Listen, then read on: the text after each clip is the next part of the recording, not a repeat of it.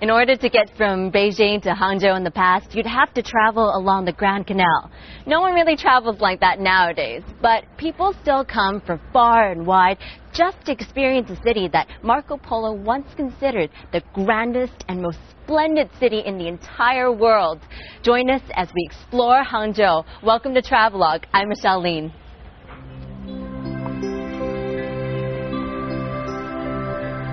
Located in Zhejiang province and 180 kilometers southwest of Shanghai, Hangzhou was the capital of the Southern Song dynasty. Known for its spectacular scenery and the famous West Lake, it's also the origin of the longest man-made canal in the world, the Grand Canal, which was built in sections with work starting over 2,000 years ago. The 1,776-kilometer waterway was developed as a means of transportation, facilitating trade among the cities lying between Beijing and Hangzhou.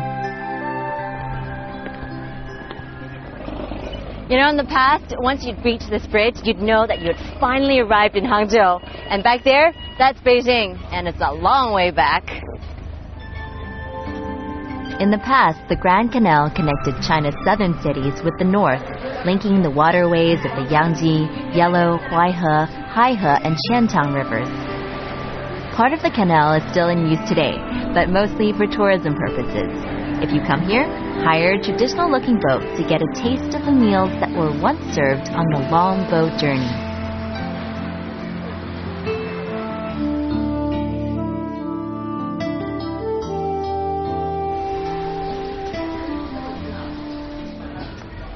You know, back in the day, the Grand Canal was used for transport and travel, and so the area surrounding it was really bustling and lively. But nowadays, things are a little bit more laid back because it's not really used for much. So you'll find that it's a nice place to come and, you know, relax and just enjoy the serenity of the area. And one of the best places to get a little peace and quiet is the old streets along the canal. Some of the families have been living here for many generations. Some of the people have spent their whole lives here, beside the Grand Canal. Although there have been some renovations recently, you'll still find traces of the past, so it's an idyllic setting for wedding photos from a bygone era. By the Grand Canal, you'll find 3 museums that feature a collection of what you'd think are very ordinary household items, but scissors, fans, and umbrellas have a long history in both Hangzhou and China. So it's a good place to come to learn a little bit more about its cultural significance.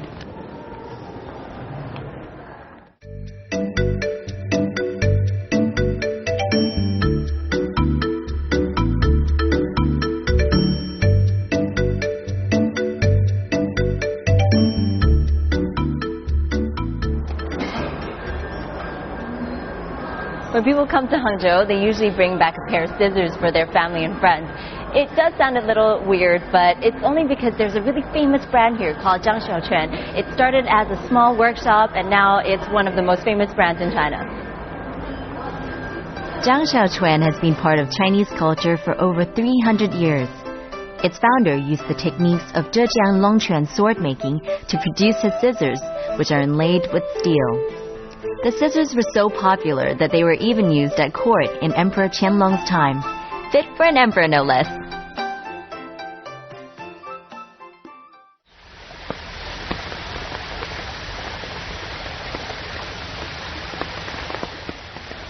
The 3 museums located in the Canal Culture Square are interlinked, so it's easy to walk between the exhibitions and discover more about 3 of Hangzhou's most renowned handicrafts: Zhang Xiaochuan scissors, Wang Xingji fans, and Westlake silk umbrellas.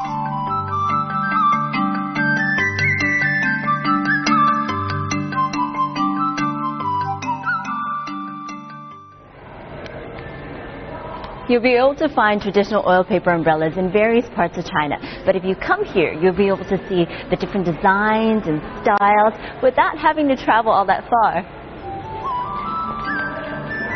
Paper and silk umbrellas have a long history in China.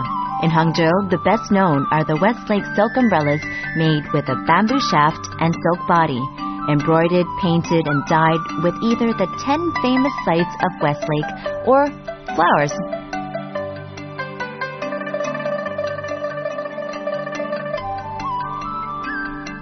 From the umbrella exhibition, I move on to the Museum of Fans, one of the 3 treasures of Hangzhou, along with Longjing tea and silk.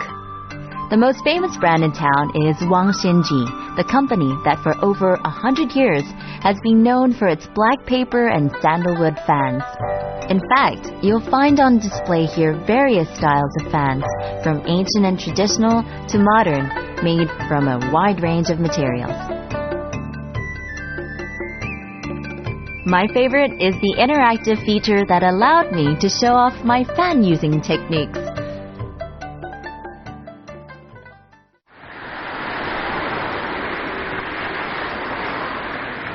Visiting 3 museums in half a day is quite a feat, so I think I deserve a break.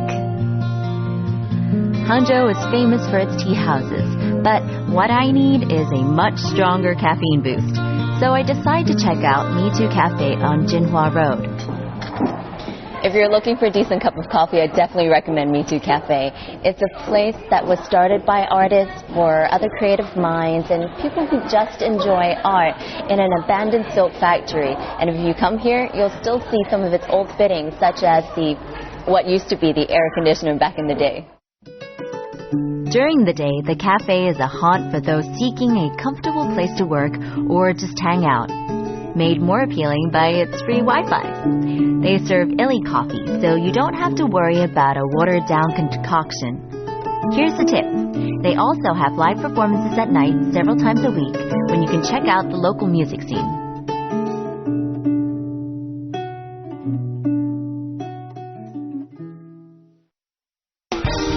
From Me Too Cafe, I head to the artist area of Loft 49. It's named after its location at number 49 Hangyan Road, and the loft spaces, once old factories and warehouses in the 1980s, but now studios for the 21 or so art companies located here. I decide to pay a visit to the office of the 3 top interior designers in Hangzhou, Shen Lei, Sun Yun, and Yao Lu. 你最喜欢的地方在杭州是在哪儿？西湖，我每次经过西湖的时候，是开车去绕一圈，然后获得一个很好的感受。杭州它有很好的那种独立性，不同于上海和北京，它会受外来的影响会太多。杭州给我的一个整体的一个感觉，设计和生活是联系在一起的。在杭州的地方，我们待得很自在，然后我们会不断会有自己相对来讲是属于自己的想法。你会有很多游客来这吗？对，因为这条旅游线是从运河带过来的，我们这边都还很自由，就比如说你要参观就可以参观，只要不妨碍我们就可以了。After speaking to Shen Lei, Sun Yun gives me a tour of the furniture line he's developing in his spare time. It's not for retail sale at the moment, but it is open to public view. 这个我给了有一个名字 ，fellowship。你看到的 ring 是吗 ？fellowship。它是一个椅子的 fellowship， 但也是象征着人的关系。OK。说这个箱子它是一个 antique，然后把它改造成给它一个新的功能，就是说我们可以把它变成一个可以活动的一个小的 office。像那些是鱼群，我去泰国旅行的时候会去潜水，然后潜水的时候我们会看到很多鱼群，然后我就在想这些鱼群怎么样变成我桌子上的食物，不是怎么变成椅子。The worst thing about seeing Sun Yun's furniture is knowing that I won't be able to take any of it home.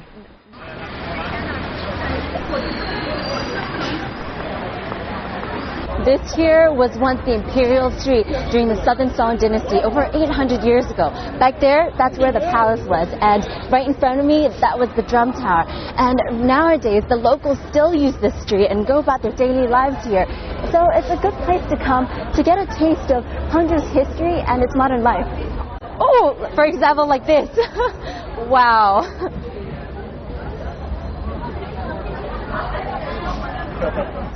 Awesome. I mean, how often do you get to see people carrying out birds like luggage? The Imperial Street of the Southern Song Dynasty, otherwise known as Zhongshan Street, was the north-south axis of the ancient Southern Song capital when the city was called Lin'an.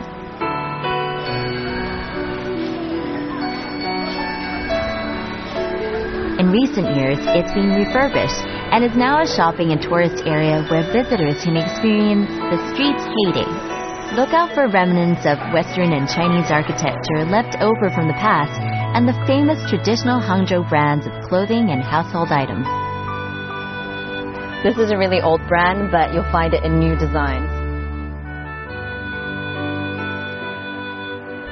After a bout of window shopping, I take a walk along Zhongshan Street, taking in the recreated street scene of the Southern Song Dynasty and the architecture. I find many traditional Chinese medicine shops and make my way over to one of the most renowned, Huqing Yutang.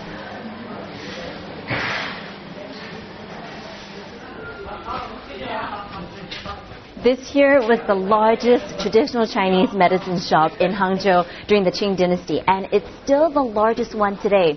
So if you're not ill, you can come here because there's a museum now where you can learn more about traditional Chinese medicine. I was told that these plaques here actually list out certain kinds of medicines and what they're good for. But if you can't read Chinese, that's okay. I'm sure you'll find somebody who's nice enough to, let you know what it says.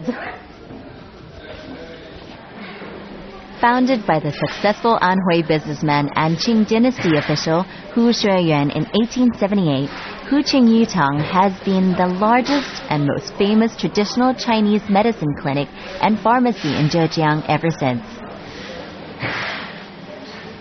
And for good reason, as Mr. Hu's business motto was to purchase genuine medicinal materials, to prepare the medicines carefully and conscientiously, and never try to profit with poor quality products. It's no wonder people still come to such a trustworthy establishment to find a cure for their ailments.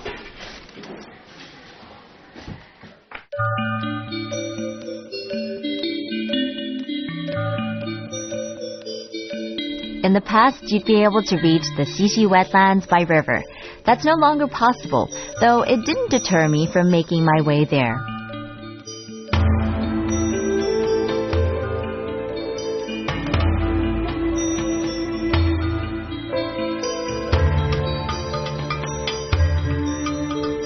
Once a fishing village, the Xixi wetlands is now a national park.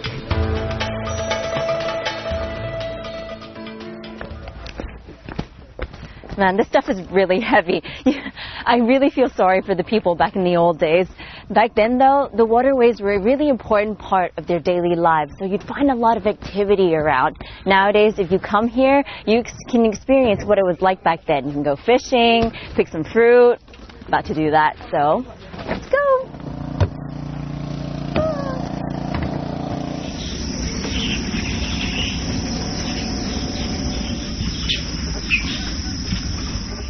It's so nice to be out in the sun and so close to nature. And the good thing about the Xixi Wetland Park is that it's a really nice urban retreat because it's only about 30 minutes away from the Hangzhou city center. Hiring a boat and fishing is pretty pricey here, but well worth it in my opinion. I suggest you reserve tickets to come to this ecological wonderland because only 3,000 visitors are allowed in each day. The restriction is necessary to protect the environment. If you catch a fish, you can take it down to the restaurant and they'll cook it for you for free of charge. Otherwise, you can just kick back and enjoy some organic fruit. Okay, so I guess this fishing... Ooh, it's soft, just the way I like it. This fishing net has more uses than just catching fish. Fresh from the tree.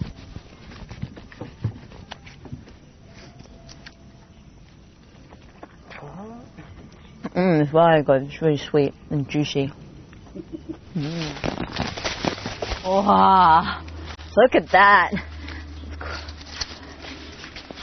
You need these for a couple of days at least. If not, I'm going to take it to the market and sell them. Do I look like a fruit seller? Oh yeah, it's heavy for him. I better help him take it out. Waiting a while, but I suppose even the most experienced fishermen have bad days. Sometimes it's not a matter of skill, but luck. Oh, look! It's not very big though. It's not quite the 15-kilogram fish I was expecting.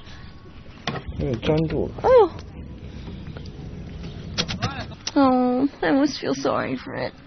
but we caught a fish, so that's lunch. Now an accomplished fisherman, I travel along the Qiantang River in Hangzhou to where it becomes the Fuyang River in the neighboring coastal city of Fuyang, which is actually considered a part of Hangzhou. But I'm not here for the fishing. I'm here for something that, so I've been promised, will soar beyond my expectations.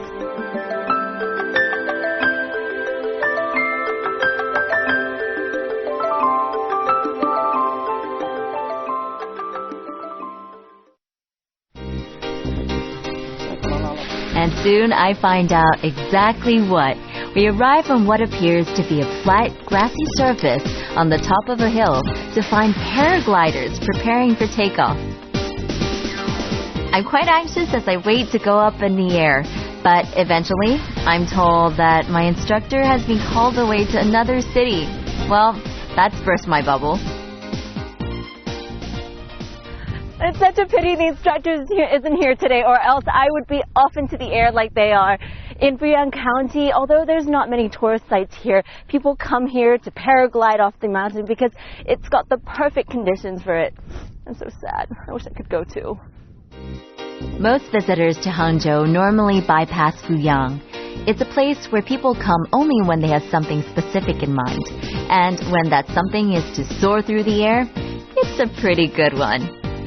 Paragliding is not a sport for the faint-hearted, and if you're keen, make sure you double confirm your appointment with an instructor. 哎，你飞了多长时间？飞了滑翔31年。很容易学吗？炸机18年，有人最多飞过7次。啊，一天飞过7次，但他们多的飞了将近20次。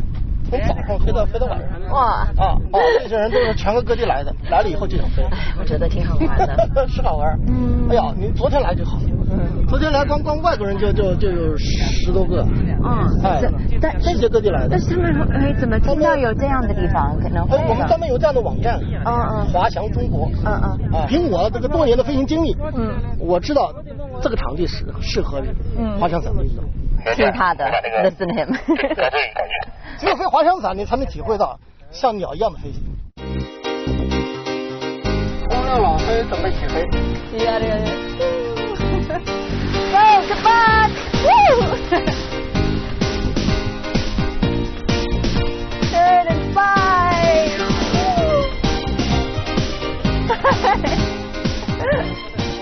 He really looks like a turtle that's flying in the air.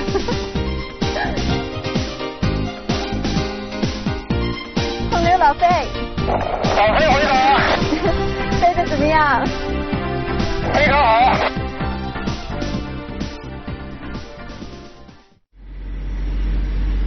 Hong Liu tells me there's a quaint village nearby where some of the families have been living for 65 generations or more.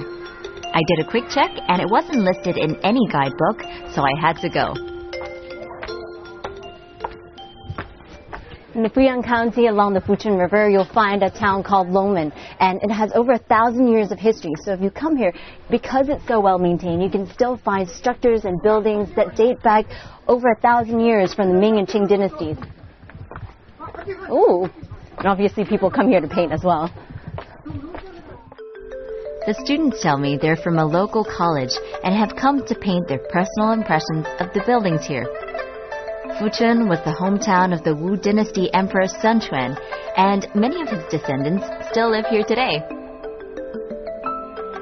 And it's no wonder why. It's a beautiful town where you'll see architecture left over from the past, the ideal setting of any period film.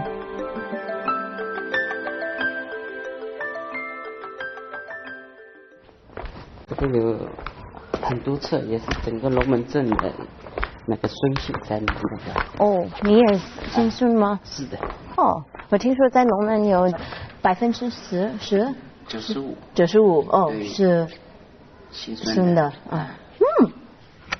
你名字在里面吗？我有的，我可以找得出。你找得出来？可以的。这个记得多少年了？1000多年吧。Oh, wow. Their family trees have been recorded for over 1,000 years. That's how they know that they're all descendants from Sun Quan. 这就是我的名字。哦，你有女儿了？是的。哎，这是我的几个那个姐姐跟兄弟，这是我爸爸，这是我二叔，这是我小叔，这是我爷爷。Mr. Sun tells me that people from all over the world with the same family name come here to try to find their ancestors and their roots, and they add their names to the record. This is how such a detailed family tree has been compiled. But surely all these people can't be heading to the same place just to find their heritage. There must be more here than meets the eye. So I meander through the streets to find out what's happening.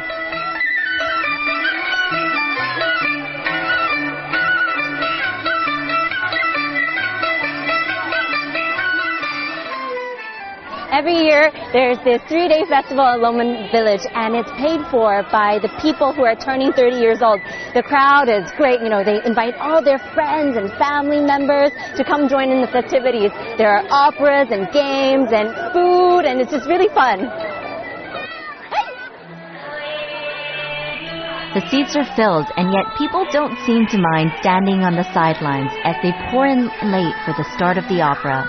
It's time to celebrate, and in line with Chinese hospitality, it's a case of the more the merrier. It seems the invitations are sent by word of mouth, so the residents never know how many guests to expect. And while that may faze most party planners, the villagers have long learned to cope.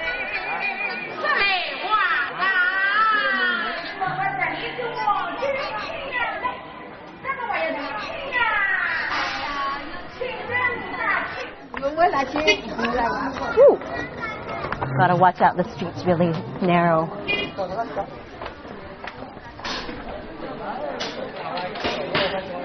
So you know you're in a small village. This is proof down there. I've heard that you can walk into any home tonight and you'll be invited to stay for dinner. Oh, so good. 今天晚上有多少人来你家？5、6桌客人。5、6个。5、6桌。Wow. Oh, that's 5 or 6 tables. That's about 50 or 60 people usually. In most villages in China, the young and able will leave for the big cities to seek their fortune. So you'll often find a high proportion of elderly residents. That's so cute. Surprisingly, though, this isn't the case in Longmen. Like her baby brother. Instead, it's common to find several generations living under the same roof. I guess it's because people just don't want to leave. I didn't get to stay too long, but if you go, do stay and let me know how great it was.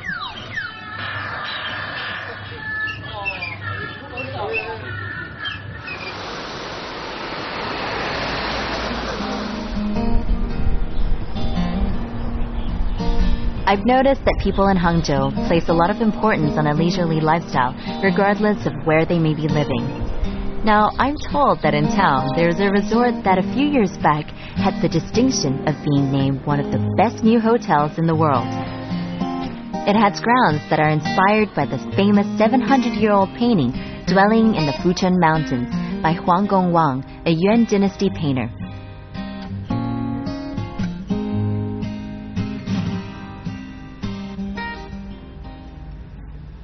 I figured I'd pamper myself a little by checking into the Fuchun Resort. But aside from just some relaxation time and getting some treatments by the lakeside, what I'm really here for, well, is this. The golf. Nestled among tea plantations, you'll find an 18-hole golf course that will challenge any player, regardless of their handicap.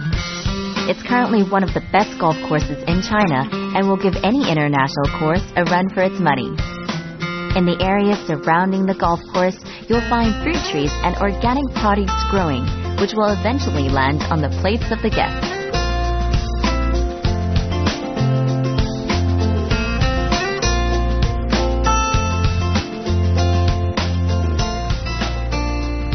Right, it's time to give Tiger Woods a run for his money. I'm going to show you my perfect form. Let's go. Okay, truth be told, I can't play to save my life, but it's still nice to be out, you know, on a sunny day on a golf course that's surrounded by tea plantations. Now, I've got to go look for my instructor. Where's he gone? William! Where are you?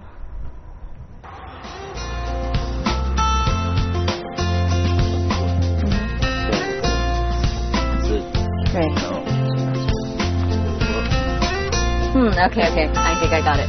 Okay, I think I've finally gotten it, so I'm going to show you. Now, all I need is a real ball. It's a short hit.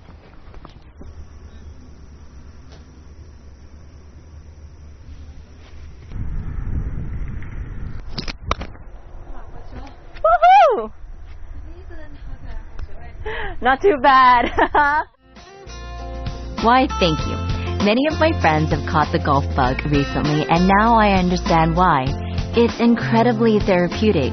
But if it's not your thing, you can always just kick back and enjoy whatever comes, the way it's done around here.